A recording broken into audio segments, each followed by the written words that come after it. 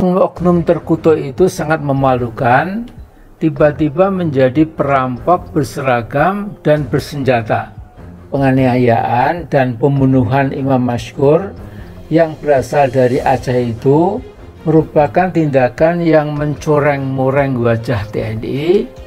Dipastikan bahwa proses hukum yang dilakukan oleh Pom-Dam Jaya terhadap kasus penganiayaan atau penculikan, penganiayaan dan pemerasan ini akan dilakukan secara benar, transparan, dan akan disampaikan kepada publik nantinya.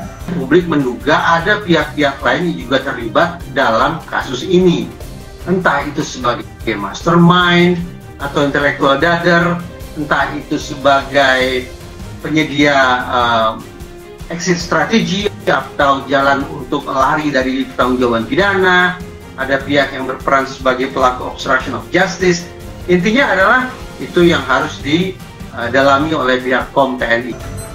Pimpinan TNI dalam hal ini Bapak Panglima TNI termasuk juga pimpinan Angkatan Darat Bapak Kasat telah memberikan perhatian penuh terhadap penyelesaian ataupun proses hukum dari kasus ini. Dan pimpinan juga Bapak Kasat telah memerintahkan polisi militer untuk mengungkap tuntas kasus ini dan memberikan gerakan pidana seberat-beratnya sesuai dengan peran dari masing-masing tersangka. Dan kita harap proses penegakan hukum bagi 3 kriminal militer itu berjalan cepat, tidak perlu bertele-tele. Andai kata Pak Jokowi ikut mendorong proses hukum yang menyangkut oknum Pas Pampres, yakni pengawal keamanan yang melekat pada Jokowi sebagai presiden, tentu lebih baik lagi. Cuma sayang sampai sekarang Jokowi diam sempurna dan belum berkata apa-apa.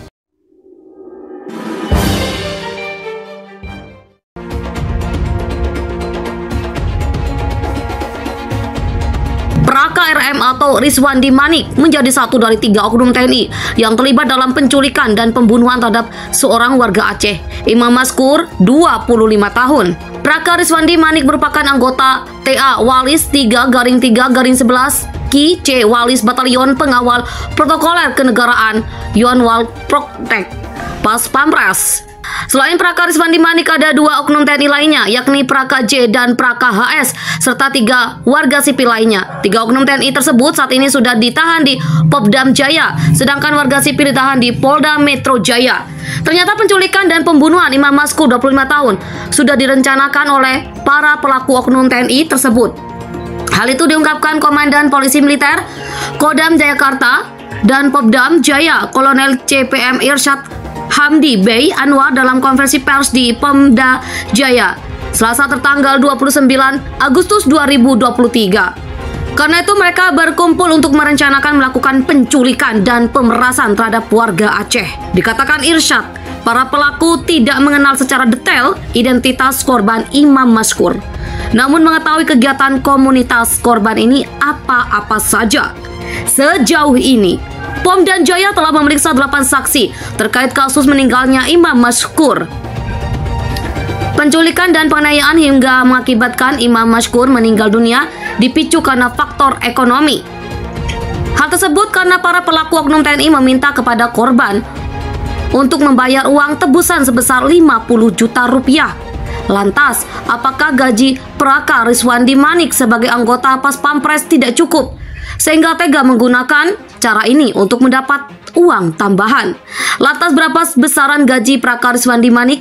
Perlu diketahui anggota Pas Pampres merupakan kesatuan khusus karena sifatnya sebagai pengawal presiden dan wakil presiden serta kepala negara lainnya yang datang ke Indonesia. Pas Pampres berasal dari 3 matra TNI, yakni TNI Angkatan Udara atau AU, TNI Angkatan Laut atau AL, dan TNI Angkatan Darat atau AD. Tidak mudah bagi seorang prajurit untuk menjadi anggota Pas Pampres karena mereka harus melewati seleksi yang ketat. Merujuk dalam peraturan pemerintah atau PP nomor 16 tahun 2019 tentang perubahan ke-12 atas PP nomor 28 tahun 2001 tentang peraturan gaji anggota TNI, ketentuan gaji anggota prajurit disesuaikan dengan golongan atau pangkat. Karena Rizwandi Manik dan dua temannya J dan HS berpangkat Praka, berdasarkan aturan itu gaji mereka berkisar antara Rp1.747.900 hingga Rp2.699.400 per bulannya.